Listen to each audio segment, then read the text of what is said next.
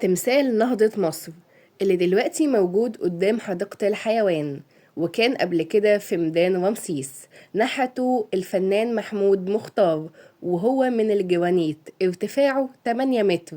سيدة تنظر للمستقبل وتستند على تمثال مصري قديم بيشير للمزج بين الحاضر والماضي والتطلع للمستقبل.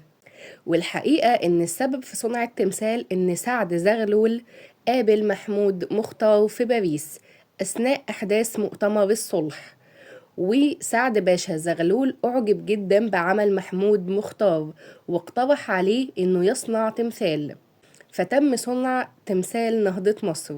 والشعب جمع الأموال تحت رعاية الحكومة وعملوا مبادرة اسمها مبادرة القرش. وزي ما قلنا إن هو في الأول تم وضع التمثال في ميدان رمسيس، ولكن في عام 1955 اتنقل لقدام حديقة الحيوان. وبالمناسبة الفنان محمود مختار أو المثال محمود مختار هو برضو اللي ناحت تمثال سعد باشا زغلول اللي موجود عند كوبري قصر النيل. ما تنساش تعمل متابعة ولايك وشير، ولو انت على اليوتيوب تشترك في القناة وتستنى الفيديو الجديد. دي كانت حكاية تمثال نهضة مصر، نتقابل ان شاء الله في حكاية جديدة.